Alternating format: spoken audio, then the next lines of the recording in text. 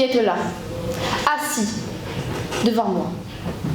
Scolarisés et en bonne santé, imaginez-vous maintenant quelques secondes forcés à cueillir du coton dans un champ sous le soleil de plomb. Imaginez-vous. À cet instant même, 160 millions d'enfants sont forcés à aller travailler. 160 millions. Un chiffre déconcertant, représentant plus de 2 fois la France. Un enfant sur 10 est contraint d'aller travailler au lieu de vivre son enfance. Cette réalité, mesdames, messieurs, est une grave blessure pour notre humanité. Derrière chaque produit que nous consommons se cachent des heures de souffrance. Dans une usine de textile au Bangladesh, un garçon de 10 ans coud nos vêtements. Dans les plantations de cacao d'Afrique de l'Ouest, une fillette de 8 ans ramasse les fèves qui deviendront notre chocolat. Ces enfants ne vivent pas, ils survivent. Parmi eux, 79 millions d'entre eux pratiquent des activités dangereuses. Sanja Chertri, âgé de 13 ans seulement, en est l'exemple. Il se lève chaque jour avec la même peur. Que la mine de charbon où il travaille s'effondre et l'ensevelisse à jamais. Son histoire est celle de milliers de jeunes dans nos restes de l'Inde. Un adolescent à la fine ossature s'enterre au cœur de la nuit, dans les galeries sombres et humides. Une minuscule lampe et 2 pioches à la main. Il s'enfonce à l'abri des regards dans les profondeurs à 1400 mètres sous terre. Il verra le jour, après avoir passé 22 heures enfermé, à arracher de la houille. Une journée rythmée par les coups stridents des pioches, avec en poche 200 roupies, soit 2,8 €. Cette somme minable, oui, cette somme sera la seule source de revenus de lui et sa famille. La question qu'on pourrait se poser alors est la suivante. Pourquoi ces enfants si innocents sont forcés à aller travailler? La réponse se trouve dans la pauvreté. Pour beaucoup de familles, c'est une question de survie. La misère pousse un parent à mettre son enfant au travail simplement pour avoir de quoi manger un jour de plus. Ces enfants, à l'aube de la vie, ne travaillent pas par choix. On ne leur laisse pas espérer un monde meilleur. Chaque jour est un sacrifice pour leur avenir. Ce travail est une atteinte à leurs droits fondamentaux. Mais de plus, c'est un vol. On leur vole leur santé, leur éducation, leur bonheur. Ce fléau dégrade leur avenir. Travail dès l'enfance laisse des séquelles profondes, marquant ces jeunes pour la vie. La grande majorité d'entre eux est privée d'éducation, une barrière pour leur avenir. Souvent traumatisés, ils sont victimes d'anxiété, de stress et même de dépression. Toujours exclus de la société, habitués à être coupés d'amour, de bienveillance, grandissent dans l'ombre. Et physiquement, leur corps fragile subit des efforts inhumains. Travailler 22 heures par jour, quel homme pourrait supporter ça? Ils en ressortent blessés, marqués à jamais. Certains à des cicatrices racontant leurs cauchemars et d'autres avec un handicap compliquant leur vie. Mais pour tous, leur destin est le même. Une espérance de vie drastiquement réduite. Malheureusement, certains ne connaîtront même pas ces difficultés en perdant la vie si jeune dans des conditions misérables. Leur avenir s'effondre alors, même avant d'en recommencer. Et nous, que faisons-nous face à ça? Chaque jour, nous consommons ces produits fabriqués par leur mère innocente.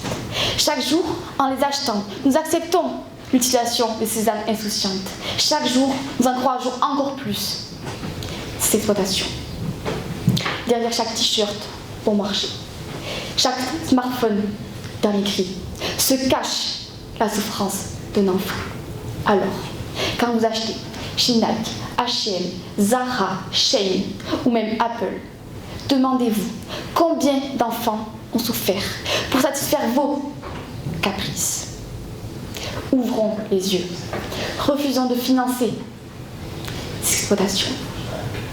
Ces enfants exploités, cachés derrière des ateliers ou dans les galeries de mines, sont des véritables prisonniers. Agissons ensemble pour leur rendre leur liberté. Une liberté volée dès leur plus jeune âge. La société a pour devoir de les libérer. Nous détournons le regard, comme si leur souffrance était lointaine, un bruit de fond, une réalité trop éloignée. Les enfants, eux, existent. Ils ont un nom, un visage, des rêves à réaliser.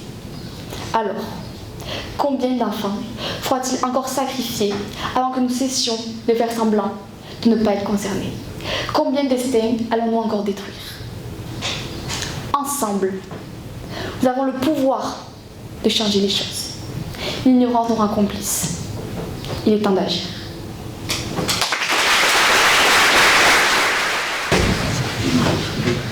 Mesdames et messieurs, je vous demande d'imaginer. Imaginez un monde où 40 degrés dans les saisons froides, c'est un peu frisqué. Imaginez un monde où les jeunes générations n'entendraient parler des animaux qu'en cours d'histoire. Imaginez un monde où Toulouse serait une grande station balnéaire. Imaginez un monde où boire à sa soif serait un luxe. Imaginez un monde où inondations, incendies, tsunamis, ouragans, séismes ne seraient qu'habituels. Certaines de ces situations vous semblent familières ou tout au contraire totalement absurdes. Ce sera notre monde de demain si nous ne faisons rien. À présent, cher auditoire, et je vous sais sceptique, vous pouvez bien vous indigner, mais ne pourrez échapper à la réalité. Nous fonçons bel et bien droit dans le mur. Prenons pour exemple le dernier rapport du GIEC, qui indique que le cap du réchauffement de notre planète à plus 1,5 degré sera atteint dès 2030. Il peut vous sembler abstrait, mais les conséquences de cela, vous les connaissez déjà. Alors, passons à table. Cessons de croire cet État qui nous raconte des salades. Cet État qui n'y va pas avec le dos de la cuillère pour nous grignoter notre liberté. Oui, notre liberté. Car je le clame haut et fort, un monde où la planète se meurt est un monde où nous serions prisonniers de l'avenir. Et même si j'ose dire, condamnés à mort. Plutôt que la faucheuse de notre dernier instant, parlons seulement de celle qui ne fait que couper l'herbe. L'agriculture conventionnelle, on ne peut le nier, met en danger l'équilibre des écosystèmes qui l'entourent. Pourtant, une solution existe, l'agroécologie. Ce mode de production permet de maintenir une harmonie dans les écosystèmes, elle améliore la qualité de l'air et se montre moins coûteuse énergétiquement tout en préservant la qualité de l'eau dans les zones de captage.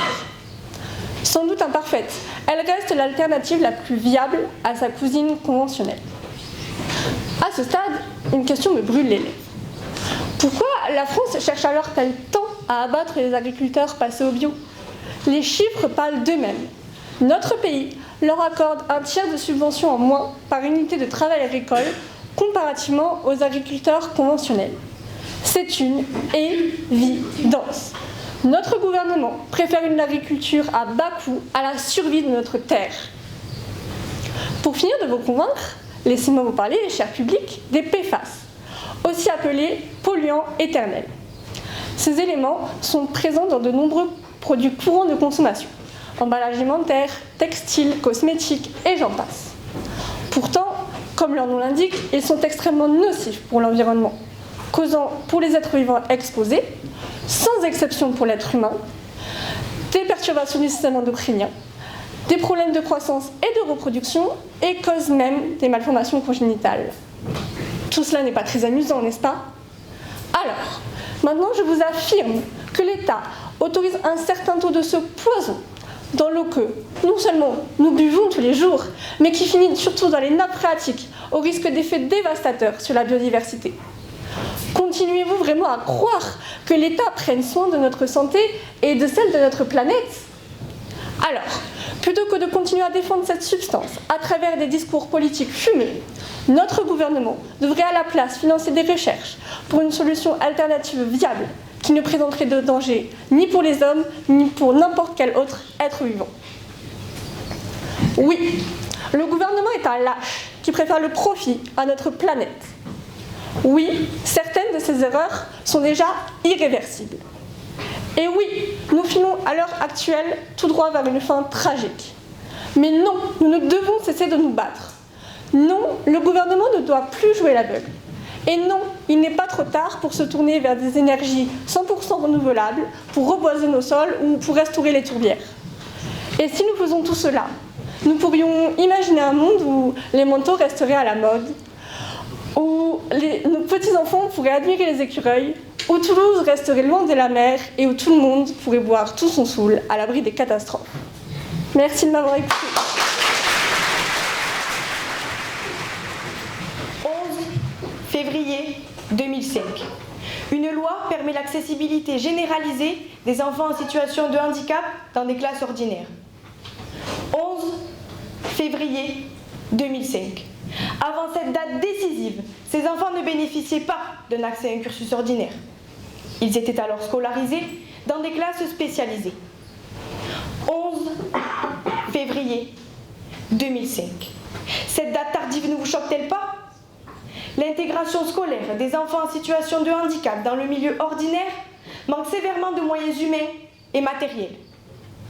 Pourtant, je tiens à rappeler que nos politiques ont promis d'en faire l'une de leurs priorités. Promis que ces enfants seraient entourés. Promis que ces enfants seraient épaulés. Promis que ces enfants seraient intégrés. Mais toujours un manque. Un manque de présence humaine à leur côté. Et effectivement, il y a un sérieux manque d'AESH, accompagnant des élèves en situation de handicap, et qui pourtant sont indispensables dans le but de faciliter leur intégration tant au niveau scolaire qu'au niveau des relations humaines. Par exemple, en 2024, plus de 519 000 élèves sont en école inclusive et seulement 3 000 AESH pour les accompagner. Il arrive donc souvent que cette aide importante soit mutualisée. Mais la question à se poser est pourquoi manque-t-il autant d'AESH? Tout simplement, ce métier est trop peu payé. Au premier échelon, un ou une AESH est payé 1 475 € net par mois, mais ce lorsqu'ils travaillent à 100%. Or, les AESH travaillent environ 30 heures par semaine, contrairement à la plupart des travailleurs qui, en France, travaillent 35 heures. Honnêtement, peu d'entre nous iraient s'aventurier dans un métier certainement passionnant, mais malheureusement trop peu payé. Nous l'avons donc, notre réponse. L'État met littéralement de côté ce métier pourtant si important au bon déroulement de la scolarité des élèves en situation de handicap. Une preuve que ce milieu n'est pas pris au sérieux. Honte à eux. De plus, de nombreux élèves n'ont pas le matériel adapté pour leur scolarisation, comme tablettes, ordinateurs, machines à braille, casque ou encore guide-doigts, malgré la notification de la MDPH, Maison départementale des personnes handicapées. Il y a aussi un sérieux manque d'aménagement des établissements, comme les rampes d'accès, ascenseurs, écriteaux en braille, pour favoriser et rendre possible le déplacement de certains élèves. Mais pourquoi en manque-t-il autant? Ces enfants en situation de handicap devraient pouvoir se déplacer, comme tout le monde, sans aucune contrainte. C'est ça, la véritable inclusion. Et les professeurs dans tout ça? Ne nous leurrons pas. Car là aussi, la prise en charge n'est pas optimale. Car certains enseignants continuent d'ignorer les aménagements prévus et nécessaires à la réussite de ces élèves. Pourtant, ne sont-ils pas obligés d'adapter? Il me semble que cela fait partie de la charge de leur travail. Eh bien non, les professeurs n'allègent toujours pas leurs évaluations, alors que le critère de réussite se doit d'être différent.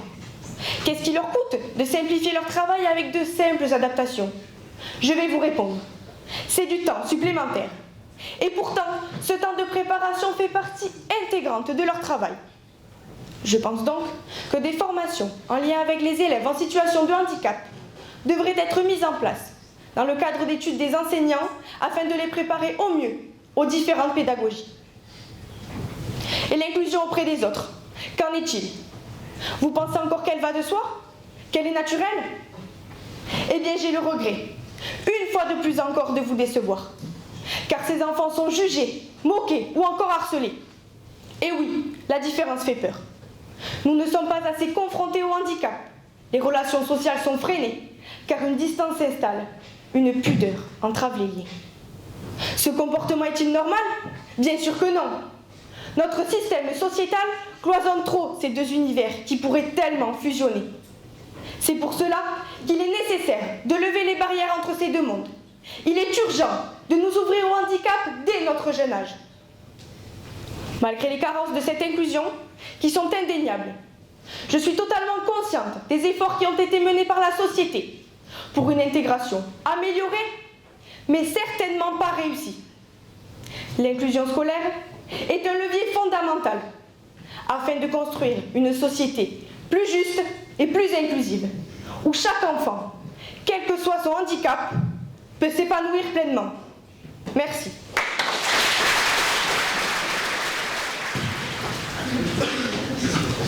Tu ne vas pas faire comme ta mère. Tu ne vas pas faire agricultrice. Toi aussi. L'agriculture, c'est un métier d'homme. Les femmes n'ont pas les compétences nécessaires pour exercer ce métier. Elles ne sont pas assez robustes. Elles ne sont pas capables, car elles doivent s'occuper de la maison, des enfants, des tâches administratives. Ces remarques ne viennent pas d'ennemis, mais de voisins, d'amis, bienveillants, qui me veulent du bien, mais qui ne me comprennent pas. Voilà ce que j'entends. Ce que ma mère a entendu il y a une vingtaine d'années lorsqu'elle a décidé de s'installer. Voilà. Comme ma mère, je souhaite suivre cette voie.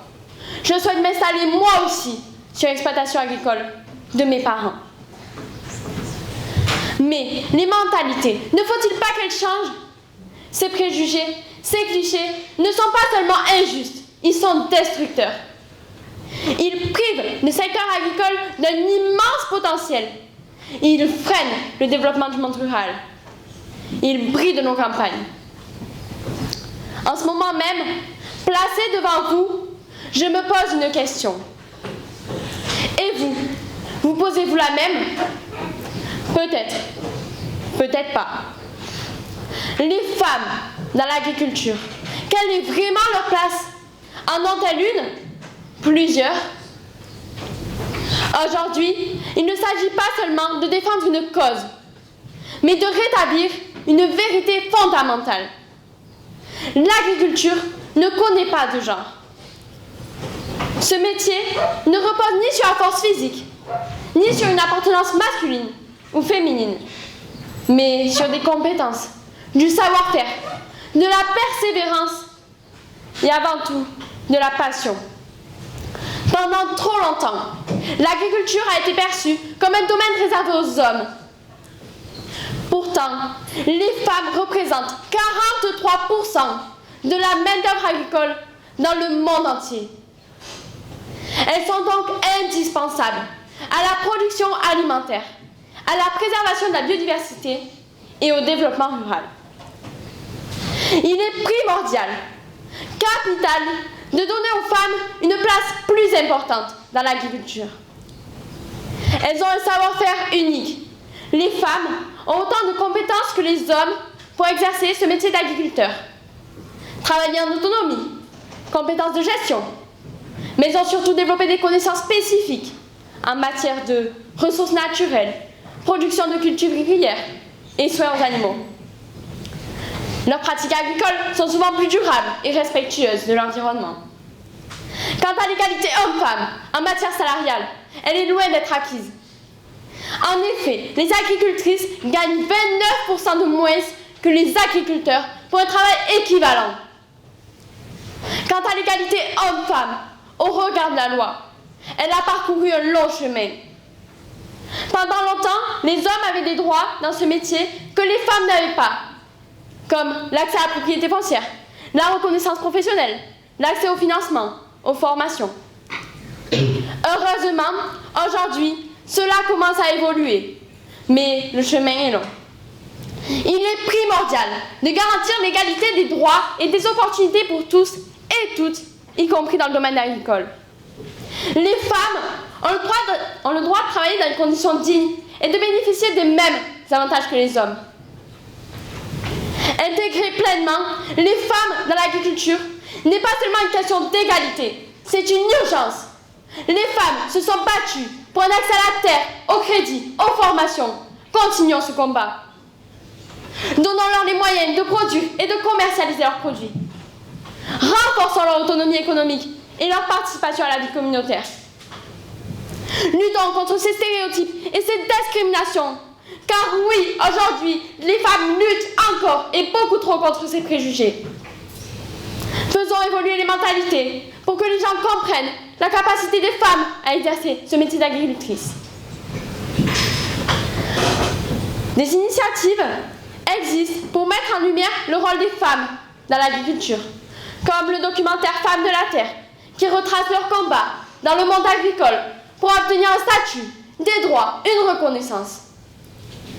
Aujourd'hui, les femmes représentent un quart des chefs d'exploitation, contre seulement 8% en 1970. On voit donc une augmentation durant une cinquantaine d'années, même si le pourcentage reste encore faible par rapport aux hommes. Alors aujourd'hui, vous qui m'écoutez, je vous pose cette question essentielle. Que voulons-nous? Continuer de perpétuer ces inégalités dépassées? Ou sommes-nous prêts à construire une agriculture où chaque individu, homme ou femme, peut avoir sa place et contribuer pleinement à nourrir le monde? Moi, j'ai fait mon choix.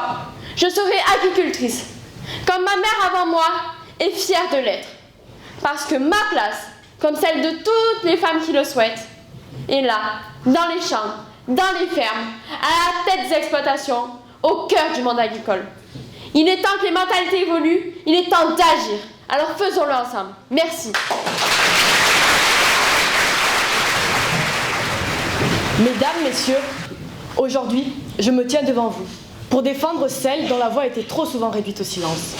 Sophia, Zaya, Camille, Kélia, Laetitia, Léna, Anne. Toutes ces femmes adolescentes ne sont qu'une infime partie des victimes. Car aujourd'hui, il y a près de 250 000 femmes violées et près de 373 000 femmes victimes de violences par leur conjoint ou ex-conjoint. Près de 85% des victimes sont des femmes. Face à leurs bourreaux, les hommes. Pas tous les hommes, mais souvent des hommes. Près de 86% des mises en cause. Pas tous les hommes, mais pourquoi est-ce à nous de nous protéger, de nous cacher, de nous méfier? Pourquoi leur silence est si assourdissant?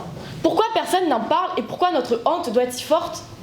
Pas tous les hommes, mais chaque année, c'est 250 000 femmes violées. Pas tous les hommes, mais chaque jour, c'est 684 viols.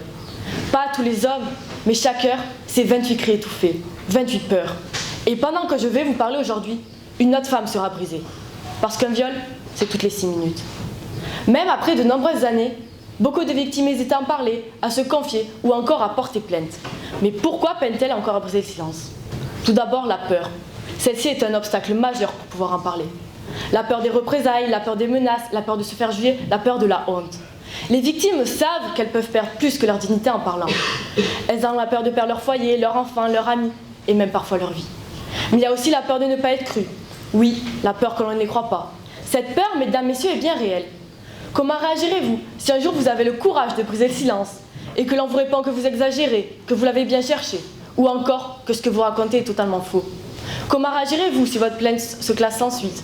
Comment réagirez-vous si personne ne vous croit sur ce qui vous a le plus détruit? En plus de toutes ces peurs, la pression peut être une contrainte. Ça peut être la pression d'une personne haut placée, qui peut utiliser son pouvoir pour vous mettre plus bas que terre. Ça peut être encore la pression sur le fait que ce soit quelqu'un de proche, de confiance, que ce soit un être cher. Imaginez un instant que la personne que vous aimiez, la personne à qui vous vous confiez vous détruise, et qu'en plus de cela, celle-ci vous fasse du chantage pour ne pas vous en parler. Pensez-vous réellement que les femmes victimes de violences doivent être réduites au silence? On dit que la justice est juste, mais la question demeure, comment étiez-vous habillés? La justice est juste, mais est-ce bien un non ou une simple opposition? La justice est juste, mais nous les femmes, nous sommes hors de sa protection. Alors oui, c'est vrai, la justice est juste, mais aujourd'hui nous attendons encore leur punition. Il ne fait aucun doute qu'il existe des lois pour protéger les victimes, mais celles-ci sont trop infimes et parfois inadaptées. De nombreuses victimes se retrouvent seules, sans foyer, et de nombreuses victimes se retrouvent avec un suivi qui n'est pas toujours suffisant. Comment réagirez-vous si vous vous retrouvez seul, sans personne à qui parler, sans personne à qui raconter ce qui vous arrive? Mais il faut aussi savoir que la violence n'est pas que physique, elle est aussi psychologique. Cette violence est très souvent minimisée ou ignorée. la prise en charge des victimes est très complexe. Parce que Shannon est décédée et que Gisèle aurait maigri pendant des années sous le regard d'un monde qui ne l'a pas protégée. Parce que des milliers d'anonymes continuent de périr sur leur coup. Parce que des milliers de non sont encore entendus comme des oui. Et que nous, on continue de trembler en marchant seuls dans la nuit. Comme vous autres, nous portons toute cette peur infinie. Aujourd'hui, mesdames, messieurs, j'ai décidé d'orienter ma plaidoirie sur les violences faites aux femmes. Mais ce ne sont pas les seules victimes. Un homme meurt tous les 14 jours sous les coups. Alors, j'espère que demain, on ne demandera plus aux victimes de se justifier, mais aux coupables de répondre. Car tant qu'une seule femme tremblera en rentrant seule le soir, nous aurons tous échoué. Merci. Je vous demanderai une seule chose, de comprendre ce qui vous entoure. De ne pas regarder que vous, de ne pas regarder que la France, mais de regarder le monde entier. Chose point aisée. Vous vous plaignez sans honte, sans remords, sans regret. Si vous me demandez de quoi vous vous plaignez, si dans votre sottise vous avez oublié, je vous rappellerai les problèmes majeurs de notre terre. Bouleversement climatique, esclavage moderne, disparition des espèces marines. Tous ces faits, vous les évoquez à tort et à travers, mais sans jamais trouver une solution. Le problème, c'est nous. Je le dis haut, je le dis fort, sans honte et en toute honnêteté, le problème, c'est nous. C'est vous et moi se régalant de poissons, crustacés et mollusques tout au long de l'année, de l'été jusqu'en hiver, grâce à une pêche sale, une pêche industrielle. Problème de très grande ampleur mondiale, touchant tous les pays du monde, du plus riche jusqu'au plus pauvre. Moi, c'est cette odieuse façon de se remplir les poches d'argent sale que je pointe du doigt. Sujet très souvent moqué, banalisé, pour moi c'est une honte. Oui, la pêche industrielle nuit à la terre et à ses habitants. Mais me diriez-vous comment ? Comment la pêche peut-elle nous détruire ? Tout simplement en étant abusive. Car ici, les espèces marines n'ont pas le temps de se reproduire. Mais si cette pêche est plus importante que le temps de reproduction, nous courons à notre perte. Mais hélas, ce n'est pas tout. Ces râteaux détruisent la symbiose marine, transformant nos fonds marins synonymes de vie en un cimetière synonyme de mort. Car ne l'oublions pas, c'est l'extinction de plusieurs espèces d'animaux marins qui ont lieu pendant ce carnage. Savez-vous qu'en France, nous avons l'un des plus beaux bateaux-usines, l'un des plus grands, des plus performants et des plus destructeurs, le plus gros chalutier du monde, le Anis Ilena, exterminant 400 tonnes de merlan bleu par jour, équivalent à 1 million de poissons. L'association de protection de l'écosystème, l'ONG Bloom, surnomme ce magnifique bateau de pilleur des mers. Notre gouvernement cherche des solutions, mais que sont ces solutions si nous n'éradiquons pas la cause de ces problèmes ? Avec cette pêche, respectons-nous des droits ? Bien sûr que non, cette pêche ne respecte aucun droit. Nous ne respectons ni les animaux, ni notre terre. On ne respecte pas ce qui nous fait vivre. Pensez-vous que c'est logique ? Pensez-vous que c'est logique de saccager, polluer et tuer ce qui nous fait vivre ? Nous ne sommes pas sans ignorer que les marées noires se multiplient, étouffant les océans et empoisonnant des centaines d'espèces. Pour rappel, les océans sont des poumons. Ils produisent 50% de l'oxygène que nous respirons. Mais nous polluons notre propre air. Et le pire dans tout ça, c'est qu'on le sait. L'homme, dans toute sa splendeur, détruit les mers, détruit les océans, les rivières et les cours d'eau. Mais il se détruit en même temps. Nous ne sommes pas immortels, au contraire, nous sommes plutôt fragiles. Chaque année, nous mourons d'innombrables maladies et la fonte des glaces ne va pas nous aider. Mais cela n'a aucune importance. L'homme, dans toute sa soif de pouvoir, cherche à dominer, à se dominer. Mais que sont les conséquences de cette soif de pouvoir ? L'écrivain Jacques Ferron dira « Dans sa grande ambition, à cause de son goût du pouvoir et de la domination, l'homme ne cesse de lutter pour regagner ce que l'homme ne cesse de lui ôter. Sur les bateaux, les droits des hommes, les droits des travailleurs créés par l'ONU n'existent pas. Triste vérité quand l'on sait ce qui se passe sur ces mêmes bateaux. Malnutrition, violence morale et physique, puis, dans de nombreux cas, la mort. Pas d'obsèques, les corps sont jetés à bâbord, tant pis, les poissons les mangeront. Sur les bateaux chinois, ni congé, ni repos. On commence à travailler à 18h et on finit à 6h, tout en restant debout comme des chiens. Les droits des hommes ne sont pas respectés, ils sont bâclés. C'est avec la rage au ventre que je vous parle de ce sujet banalisé, ou pire, oublié pour nos plaisirs gustatifs.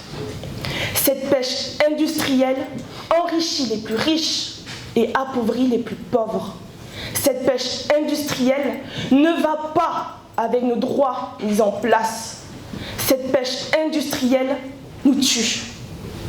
Elle nous tue et on reste ici, à table, sans rien faire, alors qu'il y a d'innombrables façons de pouvoir manger des fruits de mer en remédiant à cette industrie sale. Ne vaut-il pas mieux la qualité et non la quantité ?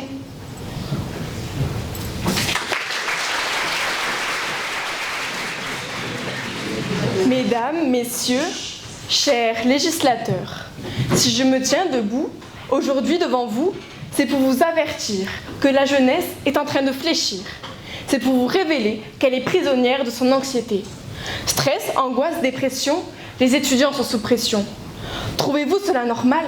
Certainement fatal. Précarité, surmenage, harcèlement. Les élèves souffrent d'épuisement. Quelle éducation voulez-vous pour vos enfants ? Les étudiants craquent, nous craquons, je craque. Réveillez-vous, comprenez-nous. Mais savez-vous pourquoi notre système scolaire français est-il en défaillance ? Selon moi, nos paroles sont prises avec trop de légèreté, sont trop toisées. Je commencerai par vous signaler qu'il faut améliorer le bien-être des écoliers. Nous savons tous que des journées plus courtes favorisent la réussite des élèves, comme nous pouvons l'observer en Allemagne, en Finlande ou en Espagne. Certes, des solutions temporaires sont déjà mises en place, telles que des classes spécialisées, des aides pédagogiques, des plans d'accompagnement personnalisés. Mais ce n'est pas suffisant. Ce n'est pas faute de vous l'avoir déjà proposé, mais une pétition organisée par CNCDEMO vous a été adressée. Recevant plus de 300 000 signatures, cette pétition visait à un aménagement des horaires scolaires. S'appuyant sur le système espagnol ou allemand, elle réclamait des journées plus courtes, permettant aux élèves de pratiquer des activités extrascolaires les après-midi. Nous disons tous la même chose. Nous ne voulons plus du rythme 8h-18h. Ce sont des journées trop accablantes, lassantes, désolantes. Des solutions éclairantes existent. Veuillez les exhorter. Mais savez-vous combien d'étudiants se suicident face à l'ignorance de votre part ? Le suicide est la deuxième cause de mortalité chez les 15-24 ans. C'est près de 8% qui, chaque jour, ont des pensées suicidaires. Mais rendez-vous compte, d'après une enquête de Leila Benoît, menée sur 2000 participants, un jeune sur deux a déjà été victime un jeune sur deux a déjà été victime d'harcèlement, 33% de dépression et 28% de phobie sociale. Ces pensées chez les jeunes ont triplé entre 2014 et 2021. Cela souligne bel et bien la détérioration de la santé mentale des jeunes.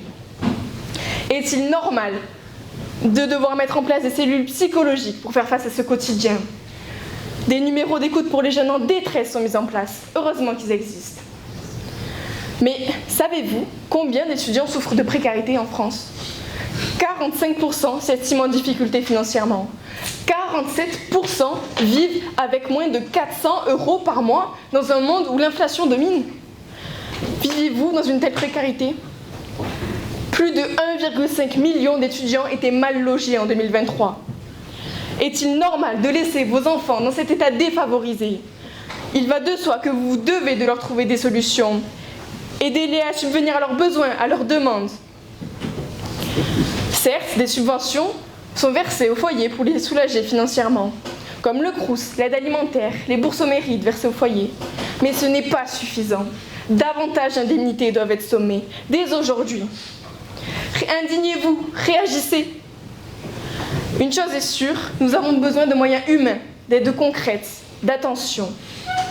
Mesdames, Messieurs, chers législateurs, entendez-nous, comprenez-nous, je compte sur vous. Du public. L'IVG, l'interruption volontaire de grossesse, est une loi qui existe dans notre pays depuis 50 ans. Un droit inscrit dans notre Constitution, un droit qui, aujourd'hui, se retrouve remis en question. Alors que Simone Veil avait tout fait pour que ce droit existe dans notre pays. Pour se faire entendre, pour sauver certaines femmes des cauchemars qu'elles avaient subis. Mais êtes-vous conscient du danger que cela représente ? Aujourd'hui, des manifestations se déroulent dans Paris avec pour objectif de remettre en cause cette loi. Les opposants à l'IVG se sont rassemblés un an après l'entrée de ce droit dans la Constitution. Ils veulent donner leur avis et rendre le droit à l'avortement interdit. Mais je vous le demande, êtes-vous pleinement conscient des conséquences que cela pourrait avoir ? Ce droit est bien plus qu'une simple loi. Il incarne la liberté, le respect et l'autonomie des femmes. Il leur donne la possibilité de choisir si oui ou non elles veulent devenir mères. Car ce n'est pas simplement une question de loi, mais une question de liberté individuelle. Aujourd'hui, grâce à cette loi, des dispositifs d'accompagnement existent. Des cellules psychologiques sont là pour soutenir les femmes en situation de précarité, leur offrant un soutien psychologique et médical. Cela n'est pas une mince affaire. Ce droit leur permet de se sentir soutenus dans un moment de détresse.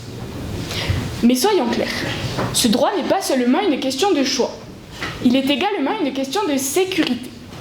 Certaines femmes, victimes de violences, qu'elles soient physiques ou sexuelles, choisissent d'avorter pour mettre fin à une souffrance qu'elles n'ont pas demandée. L'IVG leur permet de reprendre le contrôle sur leur vie et de faire un choix en toute sécurité, avec l'aide des structures adaptées. Et pourtant, si l'IVG venait à être remis en question, ces femmes seraient plongées dans la peur, l'angoisse, l'isolement. Elles se retrouveraient dans une situation insupportable, où elles n'auraient qu'une seule issue, pratiquer un avortement clandestin. Souvent dans des conditions extrêmement risquées pour leur santé et pour leur vie.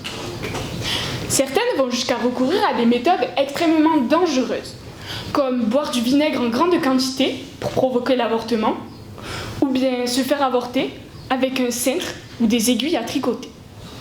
C'est une réalité effrayante, mais c'est aussi une réalité qui reste ignorée par ceux qui veulent remettre en cause cette loi. Dans certains pays, des avortements clandestins sont pratiqués dans des conditions sanitaires déplorables, exposant les femmes à des risques mortels. Mais ce n'est pas grave, comme diraient certains. Pourtant, ces femmes privées de choix risquent leur vie et parfois la perdent. Avant que la loi Veil ne soit votée en 1975, près de 800 000 femmes ont recouru à des avortements clandestins. Et 3 femmes par jour mouraient à cause de cela. Ne pensez-vous pas que ce nombre de victimes est bien trop important ? Heureusement, en France, cette loi est encore en place. Mais malheureusement, ce n'est pas le cas dans tous les pays. Aujourd'hui, seuls 75 pays autorisent le droit à l'IVG, laissant 123 pays où des millions de femmes doivent subir les conséquences dramatiques de cette privation. Certaines d'entre elles tenteront de se cacher. D'autres se retrouveront dans des situations tragiques. Elles abandonneront un enfant, renonceront à leur futur, se retrouveront exclues de leur famille ou de leur communauté, souvent à cause de pressions culturelles ou religieuses. Dans certains cas, la détresse sera tellement forte que certaines n'auront d'autre issue que de se suicider. Alors, c'est pour toutes ces femmes, et pour toutes celles qui viendront après elles, qu'il est essentiel de défendre ce droit. Car ce n'est pas une question d'opinion, ce n'est pas une question de croyance, mais c'est une question de respect des droits fondamentaux de chaque femme à disposer de sa vie et de son corps comme elle l'entend. Aujourd'hui, plus que jamais, il est vital de se battre pour que toutes ces femmes, partout dans le monde, puissent choisir librement, sans crainte, sans honte. Nous devons nous unifier et lutter ensemble pour que ce droit précieux et irremplaçable soit préservé. Parce qu'un monde sans choix, c'est un monde où les femmes seraient privées de leur avenir, de leur liberté et de leur dignité. Alors oui, ce droit à l'IVG est plus qu'important et nous devons tout faire pour le garder, pour nous, pour les générations futures et pour le monde entier. Alors s'il vous plaît, réfléchissez à tout cela et battons-nous pour le bien de toutes ces femmes. Merci. Mesdames, Messieurs, la France. Un beau pays, une richesse culturelle, un savoir. La France, c'est aussi Paris, sa capitale, la Tour Eiffel, Notre-Dame de Paris. La France, elle se trouve toujours dans le haut du classement. Premier pays touristique mondial. 6e puissance économique mondiale. Mais c'est aussi le 3e des 28 pays de l'OCDE dans lequel le milieu social a la plus grande influence sur les performances scolaires. Et oui, notre système scolaire, censé garantir à tous les mêmes chances, est en fait l'un des plus inégalitaires du monde développé. En France, comme partout ailleurs, l'égalité scolaire reste un mythe. Les enfants issus de milieux défavorisés ont souvent un vocabulaire plus restreint, un accès à la culture plus compliqué, plus de difficultés à s'adapter aux exigences scolaires. Mais ces écarts, on les observe partout. Simplement, en France, ils ne se réduisent pas au fur et à mesure de l'avancement dans la scolarité. Au contraire, ils se creusent année après année. Réalisez-vous qu'en France, 57% des enfants de cadres sortent diplômés du supérieur, contre seulement 8% dont les deux parents sont ouvriers. C'est près de 7 fois plus. C'est tout simplement inadmissible. L'égalité des chances suppose que notre avenir ne devrait pas dépendre du métier ou encore de l'origine de nos parents. Et non, ce n'est pas une question de capacité ou de mérite. Les études le montrent. À niveau égal, un élève issu de milieux défavorisés a 3 fois moins de chances d'accéder aux filières sélectives qu'un enfant issu d'un milieu plus favorisé. Imaginez un instant, une élève déterminée, ambitieuse, mais née dans une cité de la périphérie parisienne. Elle rêve de devenir avocate. Mais chaque jour, je dis bien chaque jour, ce rêve se heurte à une réalité cruelle, celle d'un système scolaire inégal où la chance n'est pas distribuée de même manière à tous. Les établissements de ces zones sont souvent sous-financés, en manque de moyens matériels et humains, et avec des enseignants qui, bien que dévoués à cette cause, doivent faire face à des conditions extrêmement difficiles. Pourtant, les élèves des banlieues n'ont pas moins de talent, pas moins d'ambition que ceux des zones favorisées. La seule différence, c'est qu'eux n'ont pas de soutien à la maison et n'ont pas cet environnement plus propice à la réussite. Chaque année, c'est plus de 100 000 jeunes qui sortent du système scolaire sans diplôme, et la majorité viennent de milieux défavorisés. Ce n'est pas une question de capacité ou encore de mérite, c'est la conséquence directe d'un système scolaire inégalitaire. Il est temps, grand temps, d'ouvrir les yeux et de comprendre que les écoles des quartiers populaires ne doivent pas être ces lieux où l'on jette nos enfants dans un système scolaire à 2 vitesses. Sur les 100 établissements ayant les pires taux de réussite, 95 sont situés dans les territoires défavorisés. Cette fracture entre les établissements doit être comblée pour garantir à tous la même égalité des chances. L'école doit être un vecteur d'égalité et en aucun cas un reproducteur d'inégalité. Mais depuis 30 ans, les gouvernements successifs n'ont rien entrepris de majeur pour moderniser notre école et la rendre plus juste. Comme l'ont montré les élections législatives de juin 2024, aucun parti politique français n'a proposé de véritables réformes pour réduire les inégalités. Et pourtant, mesdames, messieurs, nous savons que les solutions existent. Nous savons que l'éducation est la clé pour que chaque jeune puisse s'épanouir, quel que soit son point de départ. L'école de la République pourrait être ce lieu où tous les enfants pourraient avoir les mêmes chances de réussir. Mais pour cela, il faut de vraies politiques éducatives ambitieuses. Il faut revaloriser le métier d'enseignant, améliorer les conditions d'enseignement et renforcer le financement des établissements dans les zones les plus fragiles. Parce que c'est notre avenir qui est en jeu et que je refuse de voir des tas de jeunes devoir abandonner leurs rêves à cause d'un manque financier. Parce que l'éducation est un droit et non un privilège et que chaque jeune, indépendamment de ses origines, doit pouvoir accéder aux mêmes opportunités pour bâtir son futur. Le système scolaire idéal est celui qui assure la même égalité des chances partout sur son territoire. Il ne s'agit non pas de nier les différences, mais de s'assurer qu'elles ne se transforment pas en barrières infranchissables, en frontières. Mesdames, Messieurs, l'inégalité des chances n'a pas sa place dans notre République. Merci. En 2025, sommes-nous en capacité ou non de passer au-dessus des stéréotypes incriminant les agriculteurs?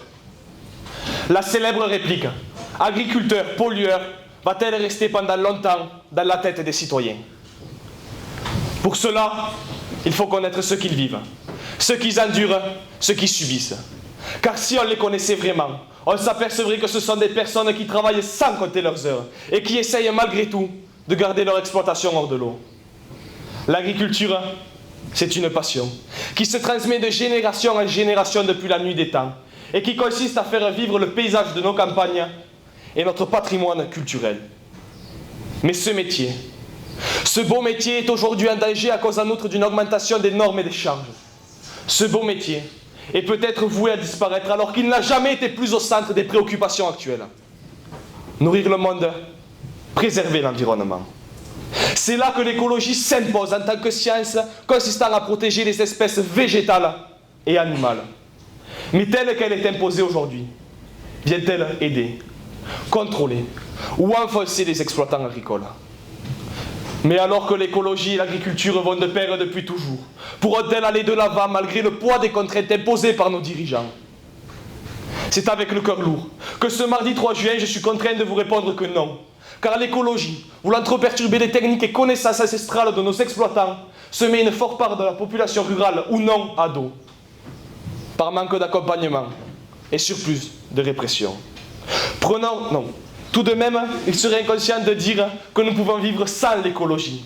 Car il faut admettre que la protection du paysage et de nos espèces est plus que nécessaire. Mais les actions visant à le protéger ne sont-elles pas parfois disproportionnées? Prenons un exemple. Pour nous agriculteurs, pour nous exploitants, l'article L441-1 du Code de l'environnement nous interdit de tailler nos haies entre certaines dates. Cela pour protéger l'habitat et la reproduction des oiseaux. Pour nous agriculteurs, pour nous exploitants, nous pouvons que nous plier aux règles, car les conséquences étant pour moi disproportionnées, risquant, je cite, pour une simple branche ou une simple ronce d'écoper d'une amende de 150 000 € et de 3 ans de prison.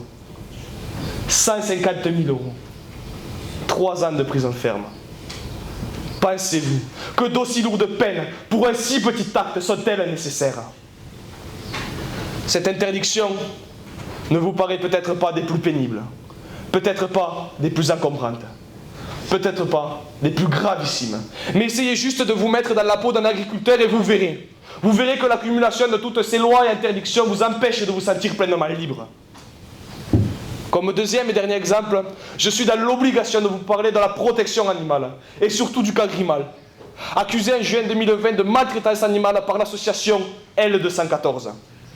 Des membres de cette dernière se sont infiltrés chez Johan Grimal pour disposer des caméras filmant à leur insu tout homme passant dans le bâtiment. Celles-ci, chargées d'enregistrer les moindres faits et gestes, bons ou mauvais, seront laissés pendant plusieurs semaines dans certains bâtiments. Cependant, lors du procès, que les mauvais actes auront été retenus. Tous les moments où les agneaux sont sauvés, nourris, guéris et j'en passe, ne seront pas forcément valorisés à leur juste valeur.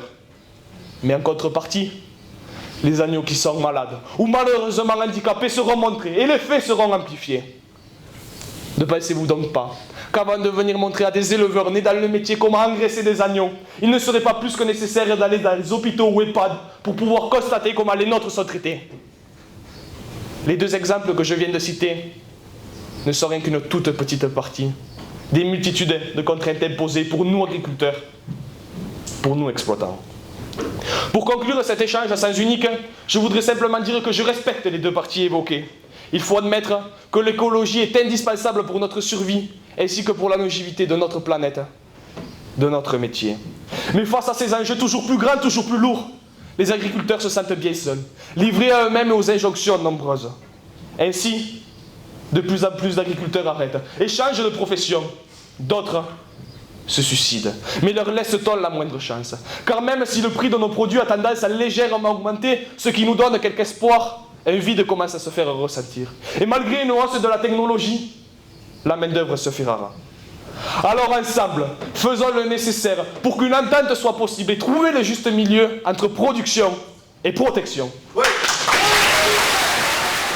Je vais avoir 18 ans aujourd'hui, mais il y a un an, j'ai mis fin à mes jours. Pour quel motif me demanderez-vous? Problèmes familiaux? Non. Crise d'adolescence? Non.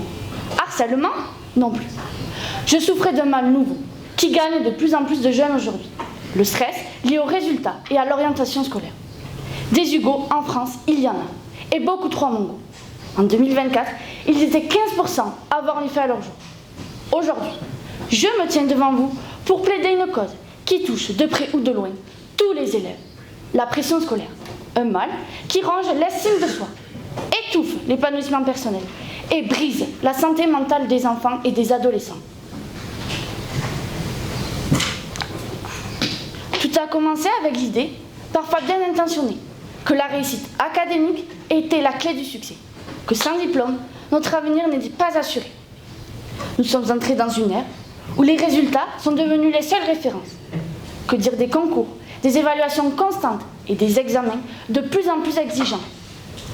Combien sont-ils confrontés à des troubles du sommeil, à une perte de confiance en soi?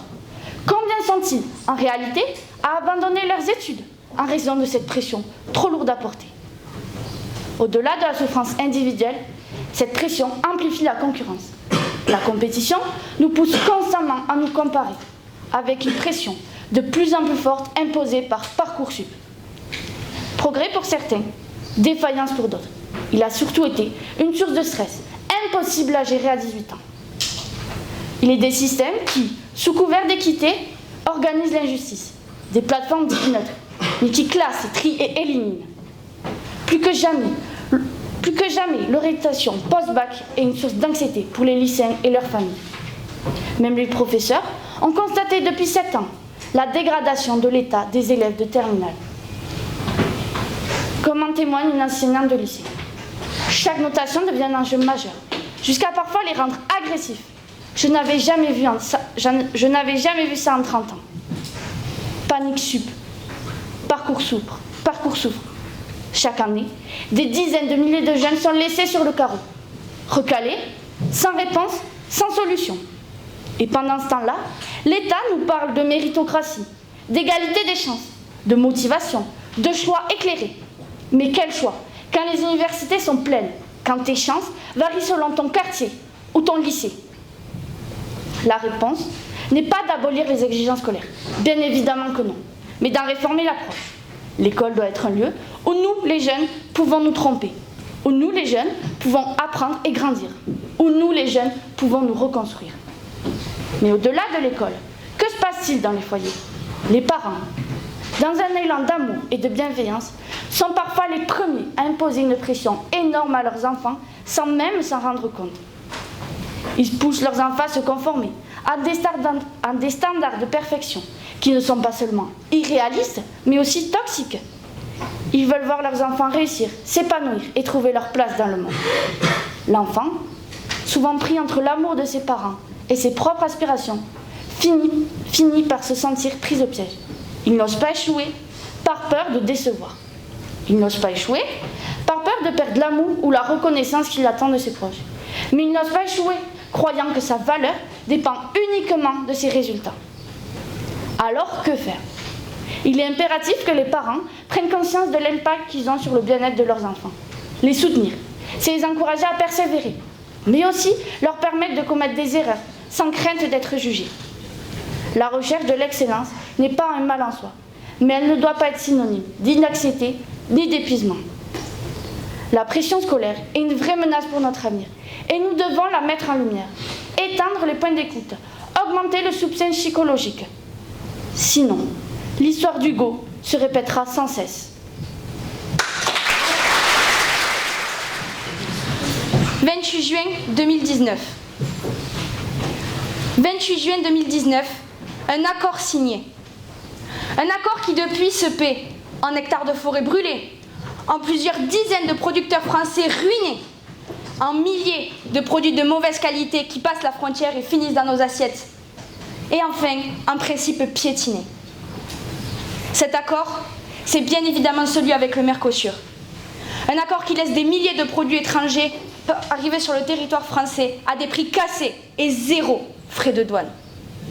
En 20 ans, la France a multiplié par 2 le volume de denrées alimentaires importées. Face à cette hausse, c'est le pays tout entier que nous avons fait dégringoler dans le classement des puissances agricoles. Et ce sont nos exploitations françaises qui sont plus que jamais en déclin. Alors, pouvons-nous réellement importer des produits provenant du Mercosur?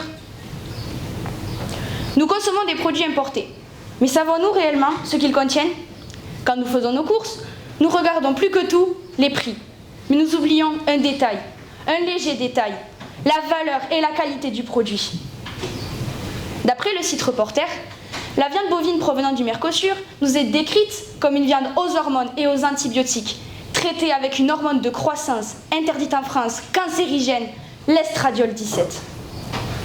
Pourtant, cela ne l'empêche pas d'arriver sur le territoire. Au final, qu'est-ce qui nous intéresse? Le produit en soi ou plutôt son prix très abordable? Les produits importés inondent aujourd'hui nos supermarchés, ne laissant qu'une place ridicule aux produits locaux et français. Leur stratégie est simple, casser les prix pour pousser à la consommation. C'est vrai, comparons 1 kg de viande bovine. Quand la viande française est à 12 € le kilo, celle sud-américaine est à 4 € le kilo. Vous vous rendez compte? 3 fois moins élevé. Vous pensez bien que le consommateur a vite fait son choix. Mais pendant ce temps-là, les agriculteurs français travaillent. Ils travaillent en comptant chaque centime, chaque litre d'eau, chaque gramme de grain. Ils travaillent pour la qualité et la valeur des produits. Ils travaillent 2 fois plus, pour 2 fois moins de reconnaissance. Tout ça pour nous nourrir. Mais eux, qui les nourrit? Qui les soutient? Qui les remercie? Les agriculteurs français craignent que l'ouverture des marchés aux produits sud-américains ne mette en péril l'agriculture locale. En plus de cela, ils sont confrontés à une baisse conséquente sur leurs revenus et leurs emplois. Aujourd'hui, 1,5% de la population exerce le métier d'agriculteur. Demain, il n'y en aura quasiment plus. Certains d'entre eux ont témoigné lors d'un reportage pour la chaîne TF1 en novembre 2024. Ils dénonçaient des normes sociales et environnementales différentes, la surcharge administrative qui a pris une place immense dans leur quotidien et des compensations des prix qui ont fortement augmenté. De combien? 40%. En 20 ans, 40%. Vous imaginez? Enlevez 40% à votre salaire, vous verrez combien il vous reste à la fin du mois pour vivre. Pour finir, parlons écologie. Parlons du coût des transports de ces marchandises. Parlons de son impact sur notre planète. Beaucoup ont peur qu'un tel accord encourage l'expansion des terres cultivables et détruise des forêts tropicales en Amérique du Sud. Ces forêts tropicales qui renferment des écosystèmes précieux. Ces forêts tropicales qui sont également des puissants puits de carbone. Ces puits de carbone dont nous avons besoin pour la réduction de nos émissions de gaz à effet de serre. Donc si nous souhaitons, si nous voulons, si nous exigeons consommer local, nous devons à tout prix réduire la distance parcourue par nos marchandises. Nous ne nous rendons pas compte de la chance que nous avons, en France, d'avoir des agriculteurs français qui ne comptent pas leurs heures pour nous nourrir. Et c'est là où ce combat prend tout son sens. Car non, je vous l'annonce, je ne suis pas seulement une jeune citoyenne indignée par cette situation scandaleuse. Je suis fille d'agriculteur et fière de l'être. Je suis la fille d'un homme qui travaille plus de 70 heures par semaine. La fille d'un homme qui nourrit ce pays. La fille d'un homme qui sait pourquoi il fait ce métier.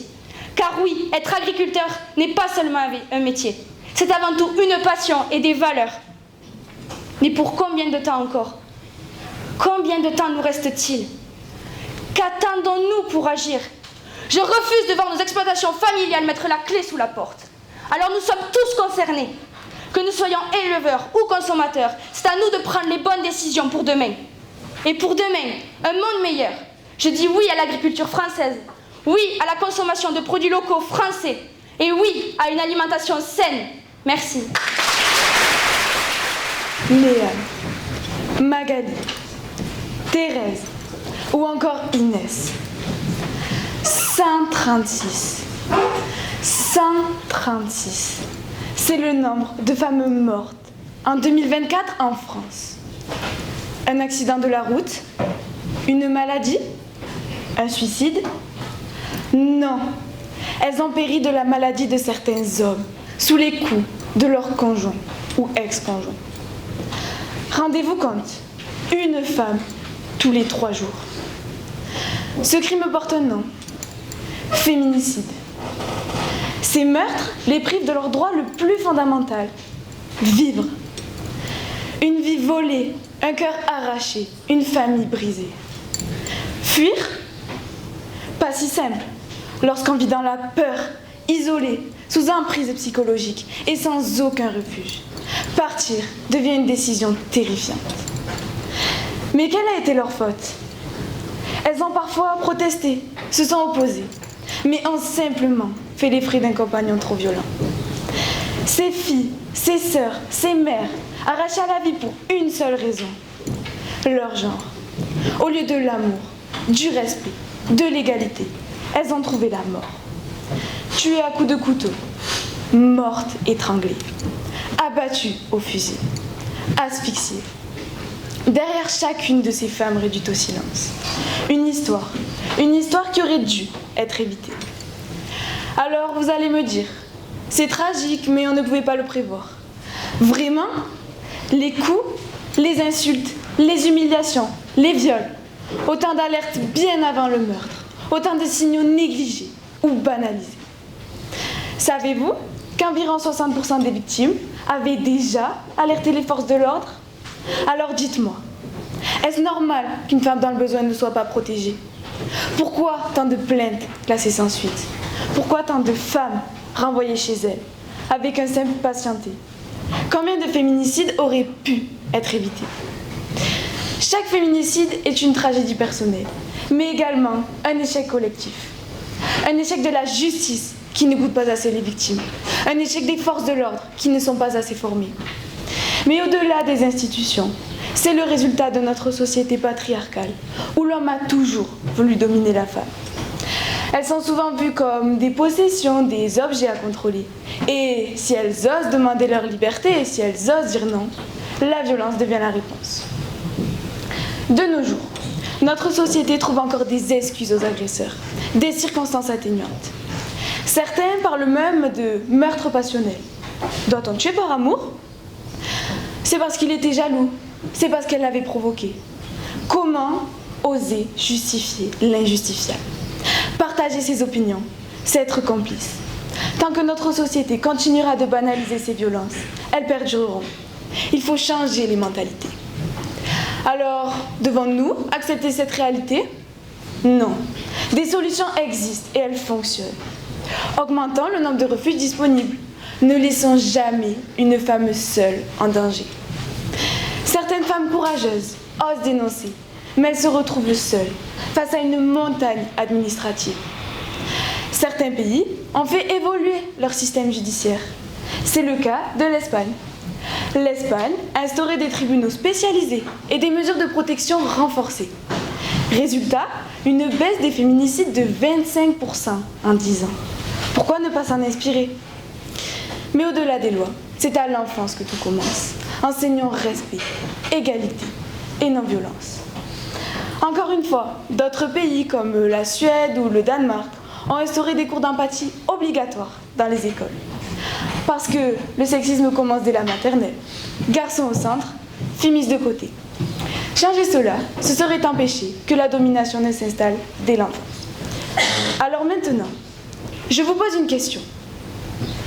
Voulez-vous que cette année, ce ne soit pas 136, mais 150, 160, 200 féminicides?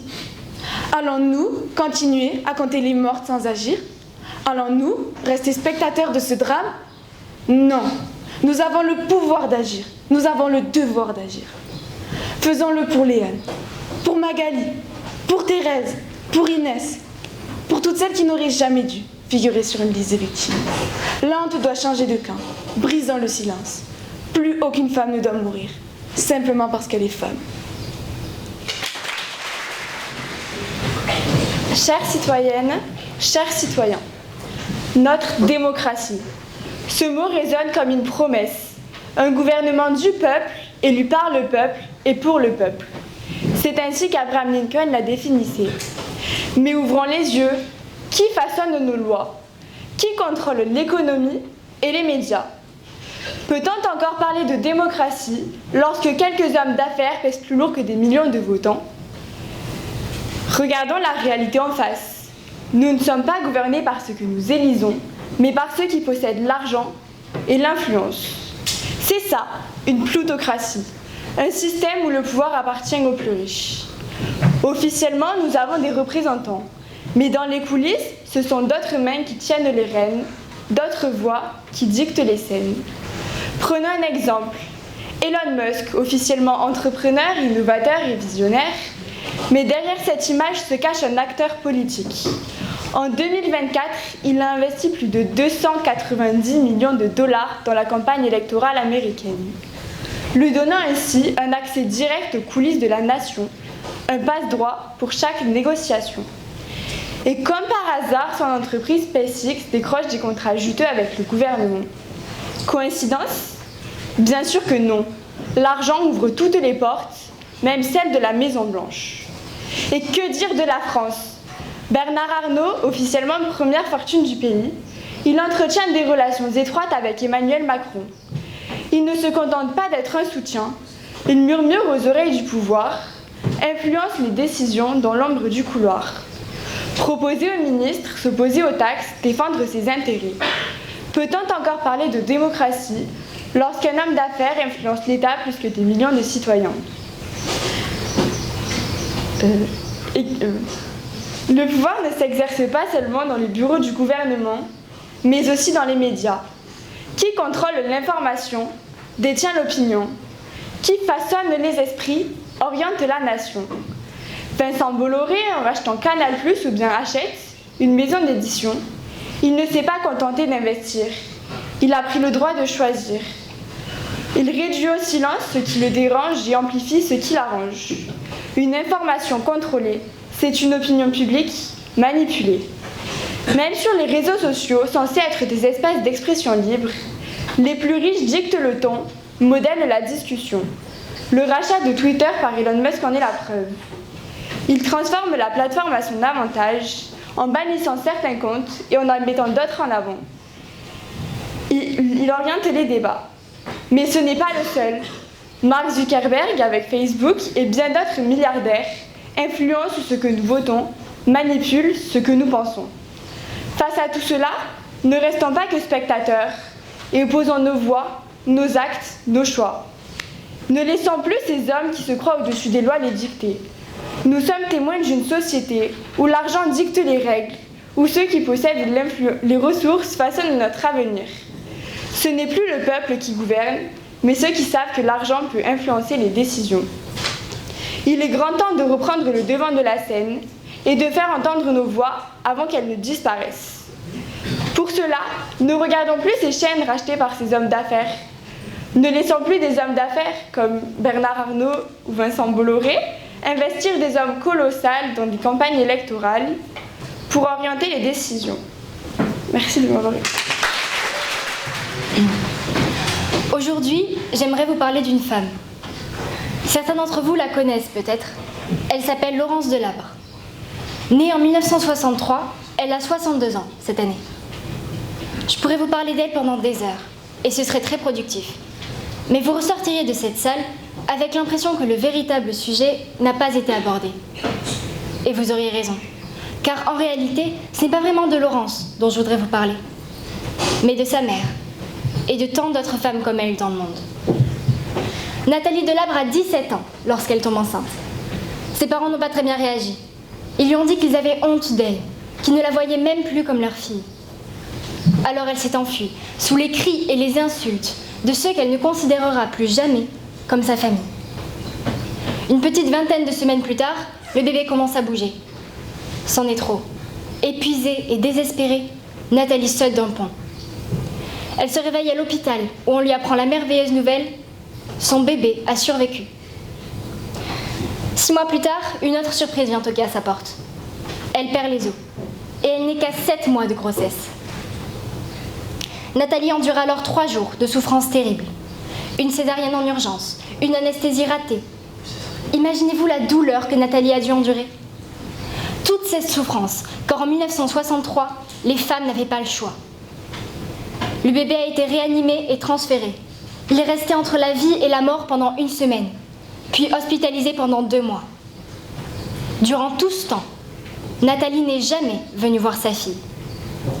Vous trouvez ça cruel? Pourtant, Nathalie n'est pas à blâmer. Elle n'a pas été aidée. Quant à Laurence, le bébé qui a finalement survécu, Elle a toujours ressenti la froideur de sa mère envers elle. Elle a toujours su que sa mère, sa propre mère, aurait préféré qu'elle ne naisse pas. Quelle souffrance de ressentir ce rejet de la part de son parent toute sa vie. Mais les choses auraient dû être différentes. Si on ne les avait pas laissées souffrir, Nathalie et les autres femmes comme elle auraient vécu normalement. Elles n'auraient pas été brisées par la violence et l'injustice du monde dans lequel elles vivaient. Et Laurence, et tous les autres enfants non voulus, n'auraient pas subi ce non-amour de la part de leurs parents toute leur vie. Je ne suis pas en train de vous dire qu'avorter est une décision facile et désinvolte. Bien au contraire. Aucune femme ne recourt de gaieté de cœur à l'avortement. Cela est et restera toujours une tragédie. Simone Veil. Oui, cette histoire vraie n'est qu'une seule, parmi des millions d'autres, semblables. Oui, des situations comme ça, il y en a tous les jours. Aujourd'hui, 45% des avortements dans le monde sont non sécurisés. Il y a 47 000 décès par an suite à un avortement réalisé dans de mauvaises conditions. 47 000 décès par an. Vous ne vous rendez pas bien compte? Cela équivaut à une femme qui meurt toutes les 9 minutes. Et avec tous ces chiffres, les États-Unis repénalisent l'avortement? D'ailleurs, est-ce que vous savez de combien la mortalité maternelle aux États-Unis a augmenté depuis cette interdiction? Non? 56%. 56% de femmes de plus qui meurent chaque année parce qu'on ne leur a pas laissé le choix. Pourquoi? Pourquoi les pays du monde entier ne dépénalisent-ils pas l'IVG? Pourquoi laissent-ils souffrir des millions de femmes? Pourquoi ne prennent-ils pas exemple sur notre pays? Car la France, en mars 2024, a inscrit le droit de recourir à l'avortement dans sa constitution. Doit-on vraiment continuer à faire des enfants par échec? Par erreur? Est-ce vraiment un monde où les femmes n'ont pas le choix que nous voulons, que vous voulez laisser aux générations futures? Non. Alors, pour éviter que ces histoires ne se répètent encore et encore, je vous demande d'autoriser et de dépénaliser l'interruption volontaire de grossesse dans le monde entier. C'est le monde que je veux pour demain. Un monde où donner la vie est enfin et pour toutes synonyme de choix et de bonheur. Merci. Les métiers genrés, c'est dépassé. La féminité n'est pas une question de métier. Le plus gros obstacle à la parité sont les clichés véhiculés par toute la société. Les métiers genrés représentent un obstacle majeur à l'égalité homme-femme et au plein épanouissement des individus dans le monde du travail. Les accès à un métier sont différents selon les sexes. Mais pourquoi? Cette différence est liée aux stéréotypes et à l'éducation. Est-ce normal? Cela ne devrait pas être plutôt lié aux capacités physiques et intellectuelles? On le voit dès le plus jeune âge. On offre aux garçons des jouets comme des camions de chantier, des tracteurs, et aux filles des poupées, des dinettes. En grandissant, les stéréotypes, eux, ils restent. Les hommes sont orientés vers des métiers physiques, manuels, et les femmes vers des métiers de bureau, d'esthétique, et j'en passe. Des préjugés s'ajoutent à cela. Le métier d'aide à la personne, c'est pas pour les hommes. Deviens vigile, tu seras plus viril. Tu vas être mécanicienne, t'es sûre? Tu préfères pas esthéticienne? Il est temps de déconstruire ces stéréotypes. Par exemple, dans le métier de chauffeur routier, les caractéristiques de genre sont plus prises en compte que les compétences professionnelles. C'est-à-dire qu'un homme moins bon conducteur qu'une femme sera plus facilement embauché. Mais rassurez-vous, les hommes sont aussi désavantagés, car pour certains métiers, la société les trouve incapables, comme garder des enfants. Incapables, ah oui. De nombreux secteurs restent très genrés, avec 80% d'hommes parmi les ouvriers et 75% de femmes parmi les employés. Cette non-mixité, elle est bien évidemment causée par la persistance de stéréotypes de genre qui influencent notre orientation scolaire et professionnelle. Il faut combattre les stéréotypes. Des événements comme Women's Haven à Toulouse permettent de sensibiliser les étudiantes à la culture scientifique et de changer leur vision des choses. Et puis, parlons salaire. De nos jours, l'écart salarial entre un homme et une femme est de 13,9%. D'après les employeurs, ceci est dû à l'absence des femmes pour raisons familiales. Grossesse, enfant malade. Bien sûr, un homme n'a pas à quitter son travail pour s'occuper de son enfant. Les femmes sont aussi désavantagées pour des augmentations ou des promotions. Après tout, une femme ne peut pas diriger des hommes. Voilà ce que je vous propose. Prolonger les congés paternité. Cela permettrait aux femmes de mieux se remettre de leur grossesse et de leur accouchement et de repartir à fond dans leur activité professionnelle. Partager les tâches domestiques. La femme qui rentre du travail n'a pas à faire à manger, le ménage, s'occuper des enfants, les aider à faire leurs devoirs toute seule, pendant que le mari a juste à mettre les pieds sous la table et râler que c'est trop salé. Consacrer plus de temps aux loisirs, au sport, au travail permettrait également aux femmes d'améliorer leur travail fourni. Changer la mentalité des entrepreneurs permettrait également de lutter contre les inégalités. C'est aux entreprises, aux citoyennes ensemble de casser les clichés et de dégenrer les métiers afin de faire de leurs rêves une réalité.